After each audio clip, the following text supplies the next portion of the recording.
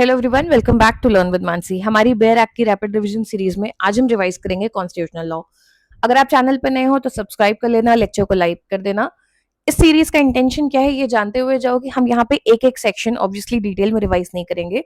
ये totally AIB centric है, जो एक ओपन बुक एग्जाम है। ठीक है, आपके पास वहां पे एग्जाम में बेयर एक्ट होगी तो आपको एक एक सेक्शन याद करने की जरूरत नहीं है।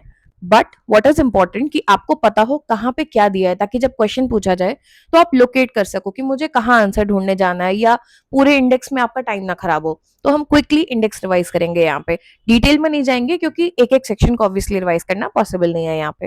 And this is a very quick rapid revision of bare act. Time नहीं वेस्ट करते, आगे बढ़ते हैं। This is a little bit about me. नए हो तो सब्सक्राइब कर लेना, टेलीग्राम ज्वाइन कर लेना। जो भी हमने पीवाईक्यूज किए हैं, जो हम केस लॉ के पीवाईक्यूज कर रहे हैं, सब कुछ डिटेल में सारी PDF आपको यहाँ मिल जाएगी। हम इंस्टा पे भी फॉलो कर सकते हो। सिलेबस में देखोगे तो कॉन्स्टिट्यूशनल से ना 10 क्वेश्चन आते हैं। एक्चुअली इसे 10 क्या 11 12 13 14 क्वेश्चन मेरे हिसाब से बोलना चाहिए, क्योंकि केस लॉस पे बहुत क्वेश्चन आते हैं एंड वो काफी इंपॉर्टेंट पार्ट हो जाता है। क्योंकि बेयर एक्ट आपके पास नहीं होता है, केस लॉ आप बेयर एक्ट की वजह से नहीं आंसर कर सकते, वो आपको खुद से याद होना चाहिए।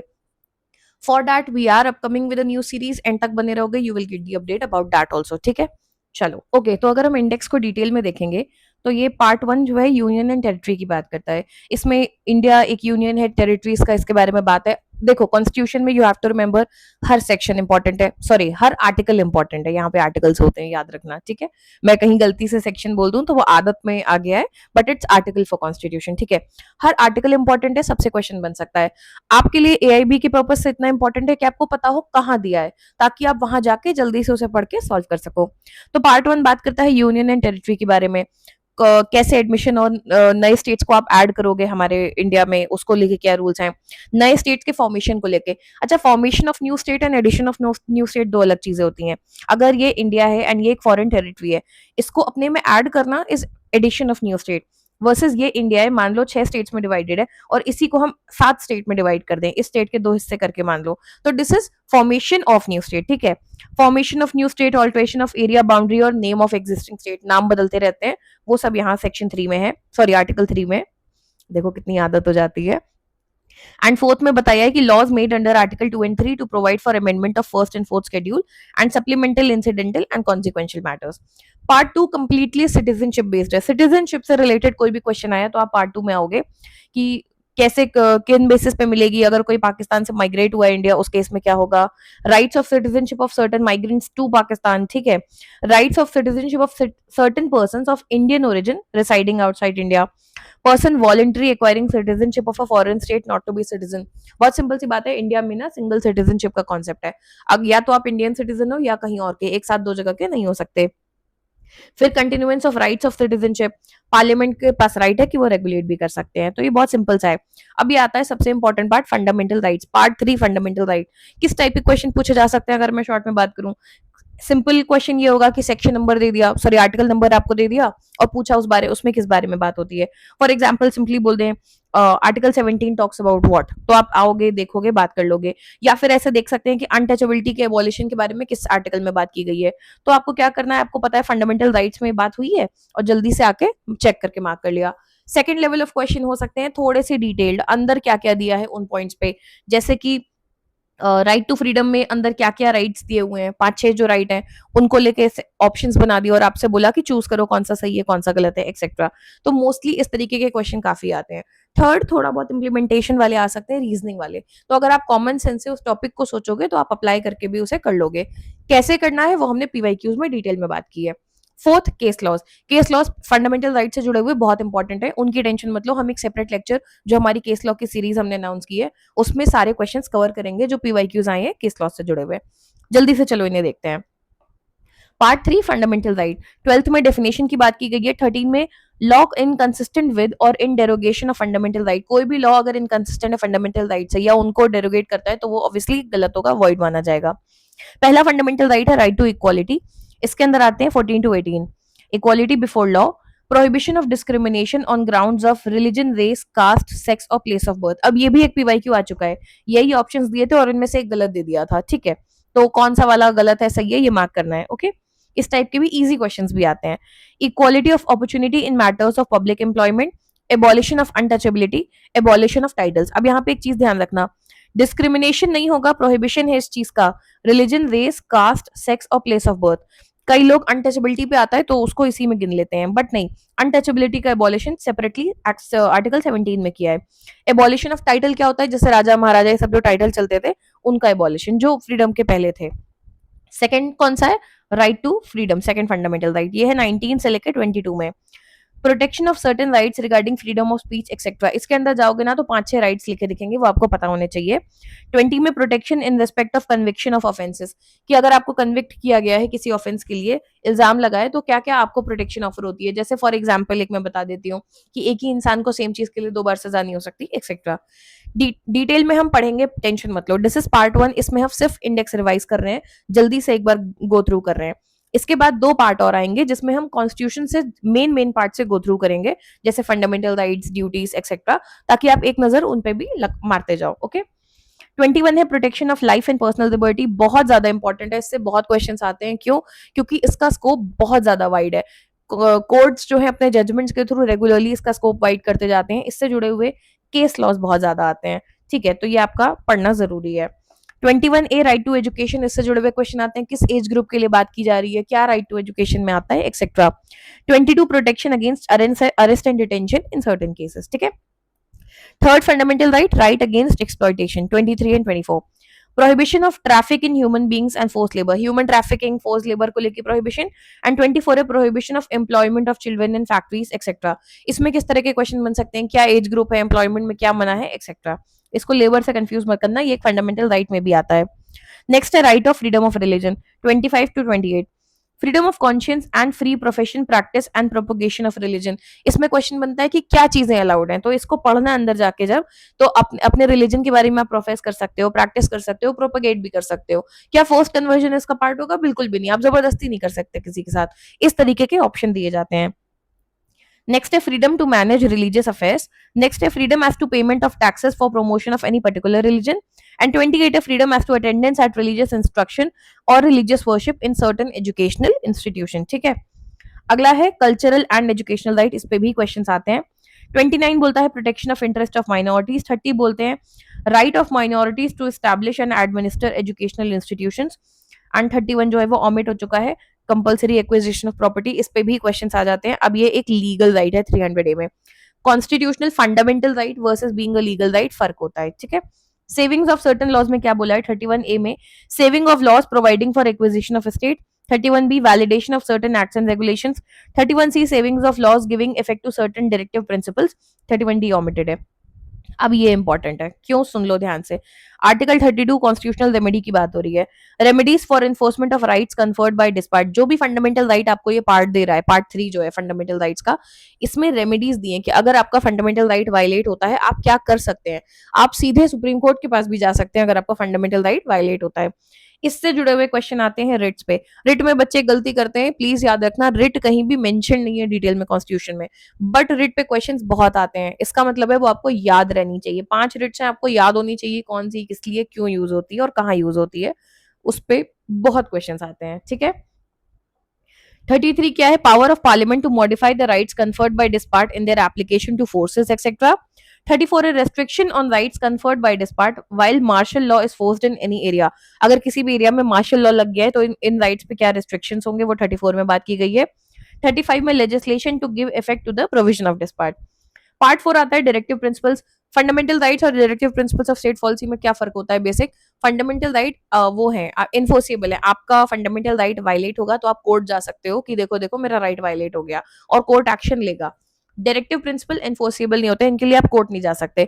ये मोर ऑफ कह सकते हो ऐसा है कि सरकार को फॉलो करने चाहिए, एक इंस्ट्रक्शन है, एक मॉरल गाइडलाइन है, कॉन्स्टिट्यूशनल गाइडलाइन है, बहुत इंपॉर्टेंट है क्योंकि इनके बेसिस पे सरकार बहुत सारे फैसले लेती है इनसे इंस्पायर होके, बट ये एनफोर्सेबल नहीं है, इनको कोई वायलेट करे तो तुम उन्हें कोर्ट नहीं ले जा सकते। ठीक है। डेफिनेशन दी है और ये आर्टिकल 36 से शुरू होता है। Definition, application of the principle content in this part, state to secure social order for promotion of welfare of the people, इस पे क्वेश्चन आ चुका है। Certain principles of policy to be followed by the state, equal justice and free legal aid. Free legal aid पे पहले question आ चुका है कि हर किस इंसान का हक है कि अगर कोई लीगल केस होता है तो उसको लीगल रिप्रेजेंटेटिव मिले फ्री में भी। ठीक है, ऐसा नहीं कि अफोर्ड नहीं कर सकता तो उसके पास रिप्रेजेंटेशन नहीं है। Organisation of village panchayat, right to work, to education and to public assistance in certain cases, provision for just and humane conditions of work and maternity relief. 42. अब इस पे डायरेक्ट इन्फोर्सिबल नहीं है, पर इससे इंस्पायर होकर मैटरनिटी बेनिफिट एक्ट आता है या लेबर लॉज आते हैं, ठीक है। 43 living wages etc for workers, 43A participation of workers in management of industries, promotion of cooperative societies, 44 uniform civil code for all citizen, ये भी न्यूज में भी था। 45 provision for early childhood care and education to children below the age of 6 years। इसमें और fundamental right में confuse मत होना, वहां राइट टू अर्ली एजुकेशन एक अलग चीज है, सर्टेन एज ग्रुप के लिए वैलिड है। यहाँ पे प्रोविजन है early childhood care and education 6 साल से कम के बच्चों के लिए, 6 साल के कम बच्चों के लिए ऐसे फैक्चुअल क्वेश्चंस आ सकते हैं। नेक्स्ट देखते हैं 46 promotion of educational and economic interest of scheduled caste tribes and weaker section, duty of the state to raise the level of nutrition and standard of living to improve public health, organisation of agriculture and animal husbandry, protection and improvement of environment and safeguarding of forest and wild life, ये 48A है, ध्यान देना। Protection of monuments and places and objects of national importance, separation of judiciary from executive, promotion of international peace and security. कई बार होगा 4-5 directive principle दे दिए होंगे, इसमें से कौन सा गलत है, हो सकता है उसमें एजुकेशन वाले में ये एज ऑफ 6 years की जगह ये जो है यार एज ऑफ 6 years इसको 8 years लिख दिया हो तो वो ऑप्शन गलत होगा। इस तरह के क्वेश्चन भी आते हैं, ध्यान से पढ़ना। 4A फंडामेंटल ड्यूटीज बहुत आसान है, आर्टिकल 51A, कई बार होगा 51A किस बारे में बात करता है ऐसा क्वेश्चन पूछ लेंगे, नहीं तो फंडामेंटल ड्यूटीज लिस्ट कर देंगे कौन सी है कौन सी नहीं, बहुत आसान क्वेश्चन आते हैं, ठीक है। पार्ट 5 यूनियन एग्जीक्यूटिव, अब इसको थोड़ा सा क्विकली रिवाइज करेंगे। यूनियन मतलब सेंटर की बात हो रही है, chapter 1 executive president and vice president के बारे में बात कर रहा है। प्रेसिडेंट, उसकी पावर, उसके इलेक्शन, सब कुछ यहाँ पे है, ठीक है। टर्म ऑफ ऑफिस, एलिजिबिलिटी, क्या क्वालिफिकेशंस चाहिए होती हैं, conditions of office, oath and affirmation, सब कुछ, इम्पीचमेंट कैसे होता है वो भी, और time of holding election to fill vacancy and everything. 63 से वाइस प्रेसिडेंट का पार्ट स्टार्ट होता है। पेंसिल से ना अपनी बैराक में साइड में लिख लो तो आपको याद रहता है कि यहाँ से शुरू हो रहा है, ठीक है। अब वाइस प्रेसिडेंट से जुड़ा क्वेश्चन आया तो आपको आंसर यहाँ मिलेगा। कौन होते हैं, ex officio chairman of Rajya Sabha भी होते हैं, काउंसिल ऑफ स्टेट राज्यसभा को बोलते हैं। फिर प्रेसिडेंट नहीं अवेलेबल है तो उनकी जगह ड्यूटीज करेंगे। इलेक्शन कैसे होता है, टर्म ऑफ ऑफिस कैसे, इलेक्शन में वैकेंसी फिल की जाती है, oath and affirmation, discharge of president function etcetera. Council of ministers यानी कि जो सेंटर में काउंसिल ऑफ मिनिस्टर्स हैं आपके, उनकी बात हो रही है। तो 74 में की काउंसिल ऑफ मिनिस्टर्स का काम है प्रेसिडेंट को एड और एडवाइस करना, एंड बाकी प्रोविजंस क्या है उनको लेके। Attorney general of India centre में, उनके बारे में 76 में बात की गई है। कंडक्ट ऑफ गवर्नमेंट बिजनेस में 77 conduct of business of the government of India. 78 duties of prime minister as respect the furnishing of information to the president. Prime minister की ड्यूटी होती है जो भी हो रहा है उसकी इन्फॉर्मेशन जो है वो प्रेसिडेंट को देंगे। चैप्टर 2 पे आते हैं, पार्लियामेंट में सेंटर की बात हो रही है यहाँ पे। जनरल रूल्स क्या है, इंपॉर्टेंट है, ये भी यहाँ लिख लिया करो ऐसे, पार्लियामेंट है ताकि आपको याद रहे। कॉन्स्टिट्यूशन कैसे होगा पार्लियामेंट का, काउंसिल ऑफ स्टेट यानी राज्यसभा का composition, house of the people Lok Sabha का कॉम्पोजिशन, सेंसस के बाद रीएडजस्टमेंट कैसे होता है ये भी न्यूज में था काफी, ड्यूरेशन क्या होता है हाउसेस का, क्वालिफिकेशन क्या है मेंबर्स की, सेशंस कैसे होंगे, propagation, dissolution, rights of president to address and send message, special address by the president, rights of ministers and attorney general as respects houses, ठीक है। ऑफिसर्स ऑफ पार्लियामेंट में कौन कौन होते हैं, चेयरमैन, डेप्यूटी चेयरमैन, उनकी वैकेंसी और registration etcetera. तो स्पीकर, डेप्यूटी स्पीकर जब है लोकसभा को लेके, और राज्यसभा को लेके चेयरमैन एंड डेप्यूटी चेयरमैन, उनकी क्या पावर होती है, क्या वैकेंसी होती है, कैसे अपॉइंट होते हैं, ये सारी बात ऑफिसर्स ऑफ पार्लियामेंट में डिस्कस की गई है, ओके। आगे बढ़ते हैं, सेक्रेटेरिएट भी बाय द वे यहीं पे आएगा। कंडक्ट ऑफ बिजनेस में आता है कि ओथ एंड अफर्मेशन मेंबर्स की कैसे होगी, माइंड यू मैं प्रेसिडेंट वाइस प्रेसिडेंट की नहीं, मेंबर्स की बात कर रही हूँ पार्लियामेंट में। एंड 100 में voting in houses, power of houses to act notwithstanding vacancies and quorum. Disqualification की बात होती है 101 से 104 में। वेकेशन ऑफ सीट, डिस्क्वालिफिकेशन कैसे होगा मेंबरशिप का, decision on question as to disqualification, and penalty for sitting and voting before making oath और अफर्मेशन, ठीक है। नेक्स्ट है पावर्स, प्रिविलेजेस एंड इम्यूनिटीज, क्या पावर, प्रिविलेज और इम्यूनिटी मिलती है मेंबर ऑफ पार्लियामेंट को, ठीक है, वो इस बारे में बात की गई है, उनकी सैलरीज एंड अलाउंसेस को लेके। लेजिस्लेटिव प्रोसीजर 107 से डिस्कस किया गया है कि introduction and passing of bill को लेके क्या होगा, जॉइंट सिटिंग दोनों हाउसेस की, special procedure in respect of money bill होता क्या है, एसेंटो बिल्स, इस पे कई क्वेश्चंस आते हैं, ठीक है। ये मनी बिल याद रखना, सेक्शन आर्टिकल 110 होता है, ठीक है। मैं कहीं भी सेक्शन बोल दे रही हूँ, प्लीज कंफ्यूज मत होना, वो फ्लो में मेरे मुंह से निकलता है। कॉन्स्टिट्यूशन में हमेशा आर्टिकल होता है। प्रोसीजर इन फाइनेंशियल मैटर्स कैसे होगा, annual financial statement, procedure in parliament with respect to estimates, appropriation bills etcetera, और आगे भी उससे जुड़े हुए सारे टर्म्स। फिर जनरल प्रोसीजर यहाँ डिस्कस्ड है। चैप्टर 3 पे आते हैं, legislative powers of the president. President की क्या लेजिस्लेटिव पावर्स होती हैं वो चैप्टर 3 में डिफाइन किया है। 123 से स्टार्ट करते हैं। Power of president to promulgate ordinances during recess of parliament, president जो है ऑर्डिनेंस इशू कर सकते हैं, उससे रिलेटेड है। चैप्टर 4 जुडिशरी पे आते हैं, वो भी यूनियन जुडिशरी यानी सेंट्रल लेवल पे। तो 124 कुछ सेक्शन कुछ आर्टिकल्स तो आपको याद होने चाहिए, जैसे 110 मनी बिल की बात करता है, 124 सुप्रीम कोर्ट के एस्टैब्लिशमेंट की बात करता है, 315 यूपीएससी की बात करता है, ये सब कुछ याद ही होने चाहिए आपको, ठीक है।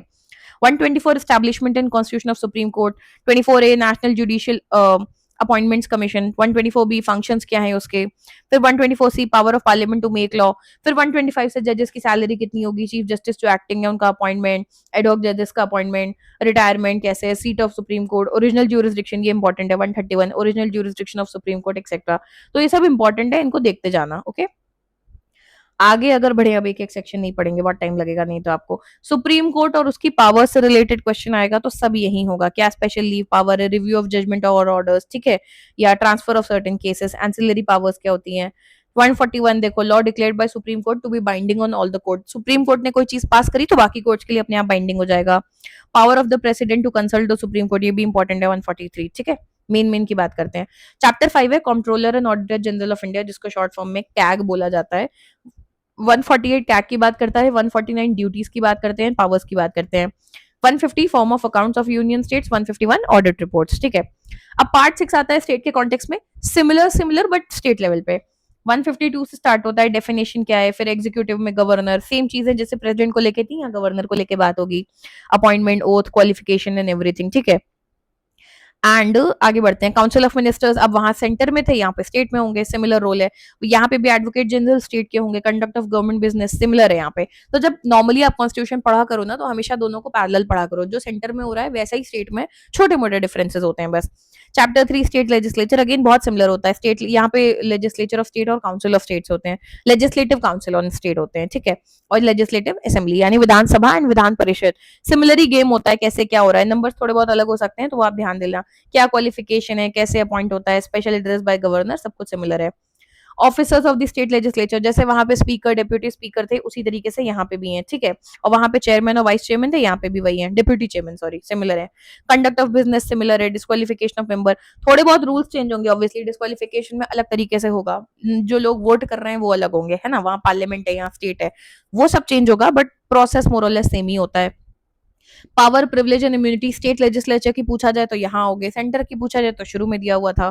फिर लेजिस्लेटिव प्रोसीजर की बात की गई है, वही बिल्स को लेके, definition of money bill, assent to bill, सब कुछ सिमिलर दिया है। फाइनेंशियल मैटर्स, जनरल प्रोसीजर, ये सब मोर और लेस सेम ही है, ठीक है। चैप्टर 4 पे आते हैं, legislative powers of governor, similar है।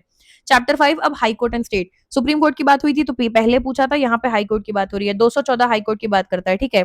2015 high court to be courts of record, 2016 constitution कैसे होगा, फिर आगे उनकी appointment, conditions of office, oath and affirmation, restriction, salary, transfer, फिर चीफ जस्टिस कैसे अपॉइंट होते हैं, एक्सेट्रा, सारी चीजें यही दी हैं।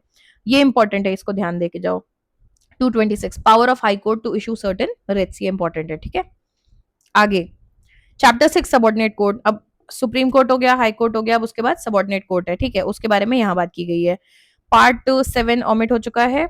Part 8 union territory, union territory के बारे में सब कुछ यहाँ बात की गई है, 239 ऑनवर्ड्स, कैसे उनका एडमिनिस्ट्रेशन होता है, क्रिएशन ऑफ लोकल लेजिस्लेचर और काउंसिल ऑफ मिनिस्टर्स, क्या रूल्स हैं, ये बहुत इंपॉर्टेंट है। इस पे जो क्वेश्चन आया था ना 2 साल पहले, लोगों का दिमाग खराब हो गया था। प्लीज पीवाईक्यू जरूर देखना, मैंने बहुत डिटेल में वहां रुक रुक के समझाया है, कमेंट में भी 2-3 बार समझाया बच्चों को, जरूर जाके देखना। Special provision with respect to Delhi, ठीक है, ये आई थिंक कब के 2024 के पेपर में इस पे क्वेश्चन आया था। एंड फुटनोट्स बहुत ज्यादा इंपॉर्टेंट है, ये मैं अभी बोल दे रही हूँ, जितने अमेंडमेंट्स हैं, जैसे जीएसटी में 101st अमेंडमेंट है, फुटनोट्स में दिया होता है, जहां पे सेक्शन दिया होगा, बहुत बहुत इंपॉर्टेंट है, फुटनोट्स में और अमेंडमेंट्स पे क्वेश्चन आते हैं, ठीक है।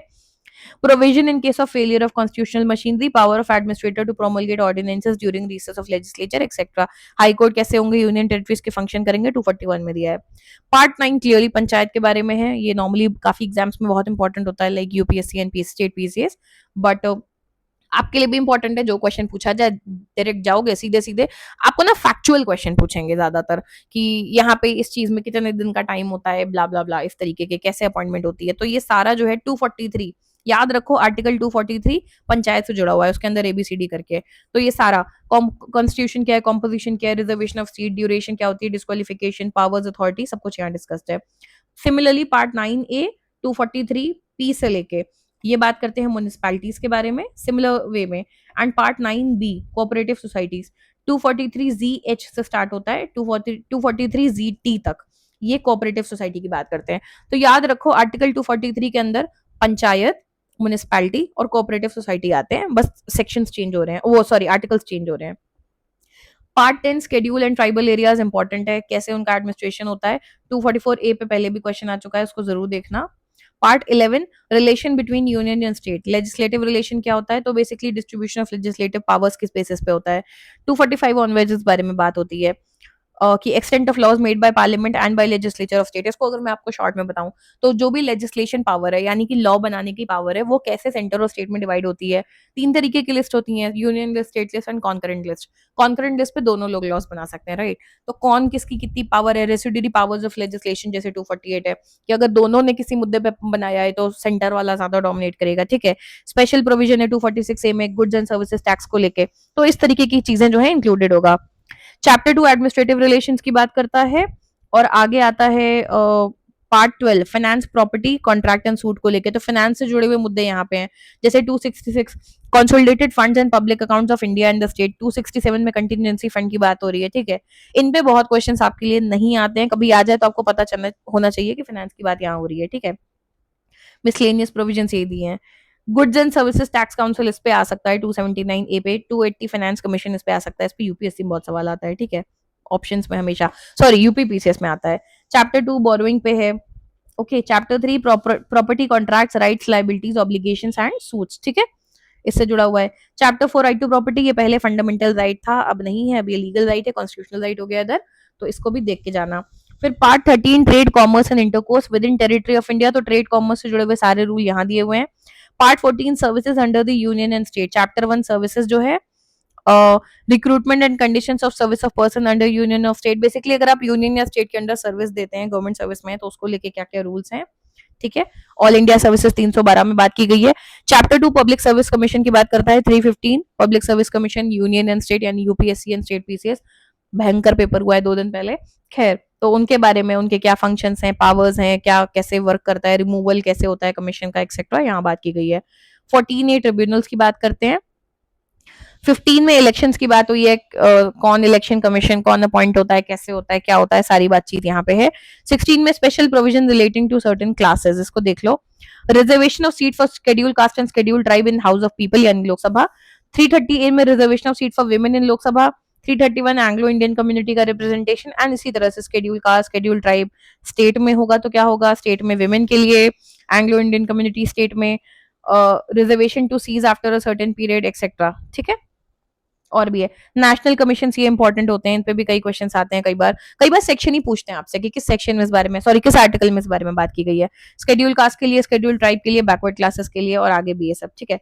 पार्ट 17 ऑफिशियल लैंग्वेज, इसमें भी मोस्टली आपको डायरेक्ट क्वेश्चन ही मिलते हैं, किस आर्टिकल में किस बारे में बात हुई है, या आपको लैंग्वेजेस दे सकते हैं, लिस्ट आइडेंटिफाई करनी होगी, वो शेड्यूल में होगा, ठीक है। ऑफिशियल लैंग्वेज क्या है वो 343 में बताया। 344 में commission and committee of parliament and official language.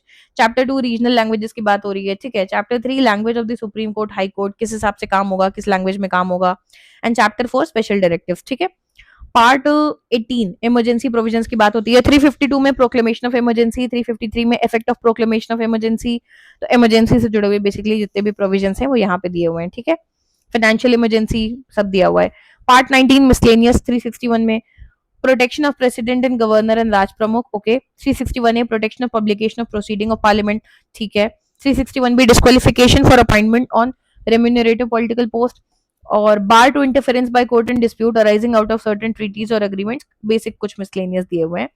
Part 20 constitution का amendment, very very important, article 368 कैसे अमेंड हो सकता है constitution, power of parliament to amend the constitution and procedure क्या है उसका यहाँ दिया है।